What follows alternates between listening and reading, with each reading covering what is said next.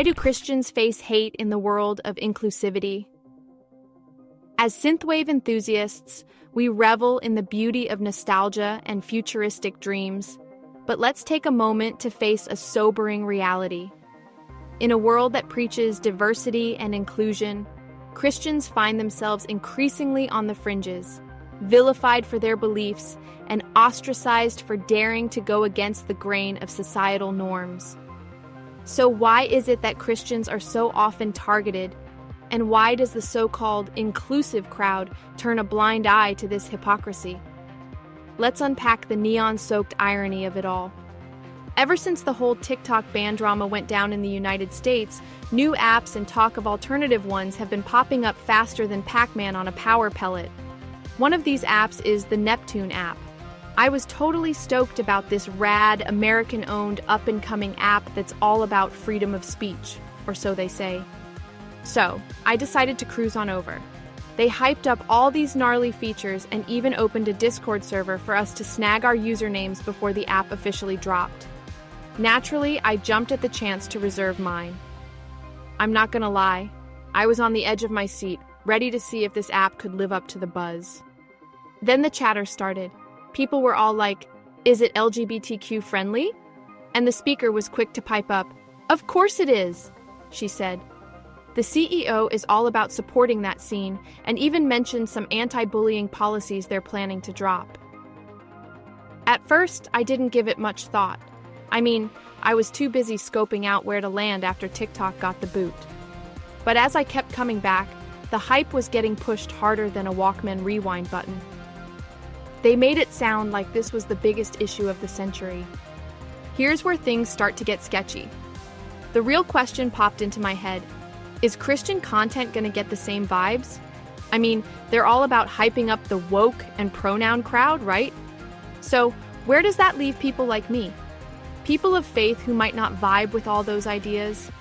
It's pretty telling how they're all about protecting the woke scene, but didn't drop a single word about the faith community or the shade that's constantly thrown our way. So I put it to the test. I asked her on TikTok Live, "What about anti-Christian hate? We deal with that too." Total crickets. Everyone straight up ignored me. Like, who even decides what's hate speech and what's not? You could call anything hate speech now, even stuff straight out of the Bible. It's bananas. They're always talking about diversity and inclusion, but like, am I included?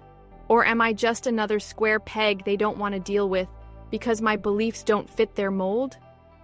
It's a total bummer, and honestly, it's got me feeling like this app might be more poser than the real deal. Let's see if they're actually ready to walk the walk, or if it's just a bunch of bogus talk. So, this leaves me feeling unsure whether or not I'm going to vibe with this new Neptune app, which will be released this April. But hey, time will tell. The head honcho, the one calling the shots, is all about gagging anyone they slap the bigot label on to protect LGBTQ and pronoun peeps from hate or bullying. I mean, is that even an issue these days? But when it comes to Christians, it's like, who cares? We're the most trashed group on the planet. Why? For not hopping on the woke bandwagon and repping our faith? And yet, we're the ones getting blamed for the hate. How bogus is that? Now, don't get me wrong, I'm not down with hate or bullying. But let's be real, turning a blind eye to hate against Christians just because people don't vibe with what we believe? Major bogus move. It's so gnarly now that I tell folks, I can't even answer that, or you'll think I'm throwing shade just for sticking to biblical truth over the world's way of thinking. Us Gen X and Zennial types are not keen to taking censorship kindly, as our generation fought for and upheld free speech. If you want to be a total jerk, we don't want you here. And if that means I lose a customer, so be it, the CEO declares as she gets some rockin' emojis and positive vibes from her majority woke audience. Get it. Got it. And again, are you referring to actual bullies, or are you referring to posted content you don't agree with? Meanwhile, in the comment section, I see people shouting, "Yeah, ban the bigots." You mean the Christians, right? Who else would they be talking about? If you want to be told what you can and cannot say concerning your faith when they are allowed to freely express their views while snuffing you out, then you have no game. You have no skin in the game if you bow the knee to walking on eggshells for other people's feelings. We can't live our lives that way. You can say what you want to say, but you don't have the right to tell me what I can or cannot say. That's crossing the line. And with that mindset, they'd be ready to ban you faster than you can say, "Oh, bummer." Christians are the most hated group worldwide. Statistics and anecdotal evidence alike point to Christians as one of the most persecuted groups globally.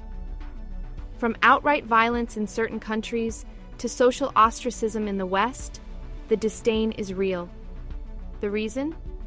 It's not just about faith, it's about defiance. Christians, through their faith and practices, often challenge the zeitgeist, standing firm on biblical truths even when those truths clash with popular ideologies. Consider the global woke movement, which demands allegiance to ever-shifting standards of morality. Christians who adhere to Scripture find themselves labeled as bigots for upholding views that differ from the mainstream. Yet, instead of honest dialogue, there's a rush to silence them. How ironic that the champions of tolerance often show none themselves. The diversity and inclusion narrative is riddled with inconsistencies. These movements claim to fight for marginalized voices, yet they pick and choose which voices deserve amplification. Those who align with progressive ideals, regardless of their actions, are celebrated, while Christians are dismissed as intolerant or out of touch. Take the concept of hate speech. It's become a catch-all term, applied liberally to shut down dissenting opinions. Who decides what constitutes hate? Increasingly, it's anyone in power who disagrees with traditional Christian perspectives. Even biblical teachings are now deemed offensive, dismissed as relics of an unenlightened past.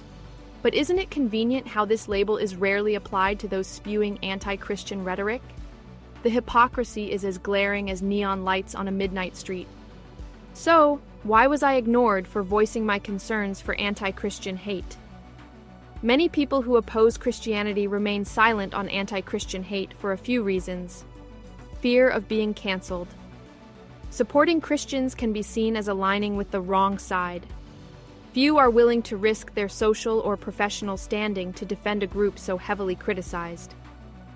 Cognitive dissonance. It's easier to ignore the contradiction between preaching tolerance and hating Christians than to confront the biases inherent in the inclusivity movement. Cultural narrative. For decades, the media and academia have painted Christianity as oppressive and outdated. This narrative primes society to see Christians as the enemy, rather than victims of discrimination. Being a follower of Jesus may also mean going against the grain. Christians, much like the synthwave genre, often find themselves swimming upstream in a world captivated by fleeting trends. Synthwave thrives because it's unapologetically nostalgic and refuses to conform to the pop music machine. Similarly, Christianity endures because it stands firm on timeless truths rather than bending to cultural whims. This refusal to compromise is what makes both synthwave and Christianity so compelling and so misunderstood. So, let's point out the hypocrisy of inclusivity, shall we? At its core, the inclusivity movement claims to value all perspectives, yet its actions tell a different story. Favor is shown to those who toe the line, while Christians are branded as villains for simply holding to their faith. True diversity should celebrate differences, even when they challenge the status quo. Unfortunately, what we see is a curated version of inclusion that excludes anyone unwilling to conform. So, here is a call to action. For Christians and allies, it's time to embrace boldness. Share your faith and stand for your values, even when it's unpopular. The neon-soaked glow of synthwave reminds us that light shines brightest in darkness. Let your light shine unapologetically, because every movement, from synthwave to faith, begins with those brave enough to go against the grain. So, the next time someone preaches diversity and inclusion, ask them, Does that include Christians? The answer may reveal more than they intend. In the meantime, let's keep creating, believing, and shining brightly in a world that desperately needs both truth and hope. What are your thoughts? Let's keep the conversation going and build a community that thrives on mutual respect, even when we don't see eye to eye. Remember, the most radical thing you can do is stay true to your values in a world that's constantly shifting. If this message resonated with you, feel free to subscribe and hit the bell button for notifications. Also, you can check out the Retro Sonia Rainbow of Promise music album on Spotify, Pandora, Apple iTunes, and Bandcamp. So, make sure you go there and download the album and enjoy the music. Catch you all on the flip side.